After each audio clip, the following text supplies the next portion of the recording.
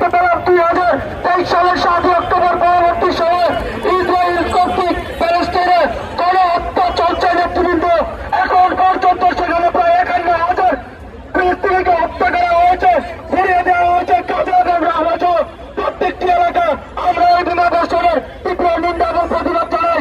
আমি একটা কথা বলে আমার বক্তব্য শেষ করতে চাই, সেটা হচ্ছে চায়নিজ শব্দটা এমন একটি শব্দ যেখানে যে বা যারা ইসরায়েলকে সমর্থন করবে, সে হোক হিন্দু, সে হোক বৌদ্ধ, সে হোক খ্রিস্টান, সে হোক মুসলমান, সেই হচ্ছে চায়নিজ।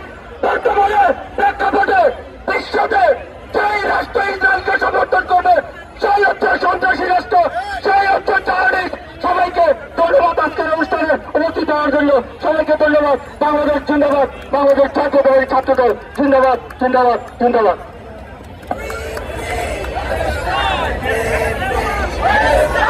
সমাবেশ এ পর্যায়ে সংক্ষিপ্ত বক্তব্য রাখবেন বাংলাদেশ জাতীয়তাবাদী ছাত্রদল কেন্দ্রীয় সংসদের সিনিয়র সহসভাপতি জনাব আবু আক্তার মোহাম্মদ ইয়াহিয়া। বিসমিল্লাহির রহমানির রহিম।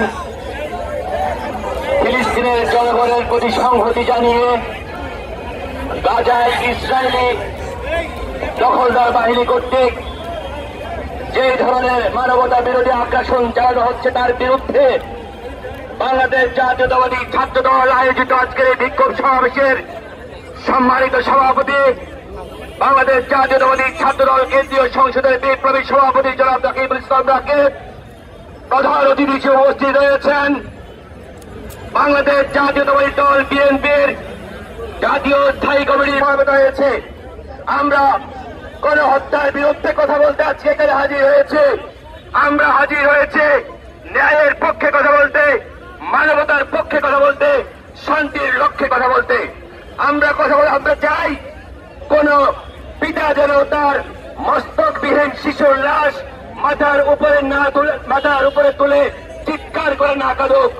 আমরা চাই কোন মুয়াজ্জিন নামাজের আহ্বানে আল্লাহর শ্রেষ্ঠত্ব ঘোষণার আগেই তোমার আঘাতে যেন কোন মুয়াজ্জিনের কণ্ঠ নিশ্চুপ হয় না যায়। আমরা চাই এই জীবনের আকুতিতে নবজাতককে গর্তে রেখে কোন মায়ের শরীর যেন ছিন্ন বিচ্ছিন্ন না হয়ে যায়। আমরা চাই পুরের ফিলিস্তিনের আকাশে বাতাসে যেন এই জীবনঘাতী ফ্লোরিন কিংবা মৃত্যুকামী মিসাইল কোনোভাবেই মানুষকে আঘাত করতে না পারে, কোনোভাবেই এই ফ্লোরিন যেন ভেসে না থাকে। আমরা চাই ফুলের বাগানগুলো যেন মানুষের কোন কবরে পরিণত না হয়। আমরা চাই হঠাৎ এই কোলাহলপূর্ণ জনপদ থেমে গিয়ে যেন কোন নৈশব্দ নেমে না আসে। আমরা চাই বিস্তৃত জনপদ যেন হঠাৎ করে কোন একটি ধ্বংসস্তূপে পরিণত না হয়।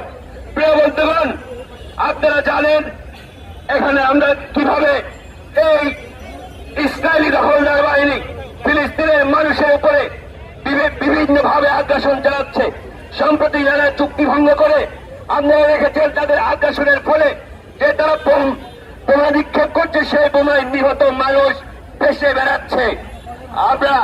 আমি পরিশেষে একটি কথা বলতে চাই, আইনস্টাইন বলেছিলেন মহাবিশ্ব এবং মানুষের নির্বুদ্ধিতার কোন সীমা নেই। কিন্তু ফিলিস্তিনের যে জঘন্যতম বর্বরতম হত্যাকাণ্ড ঘটছে, সেই হত্যাকাণ্ড দেখে আমার মনে হয় আইনস্টাইন একটি কথা বলতে ভুলে গিয়েছিলেন, মানুষের নৃশংসতার উপরে সীমা নাই।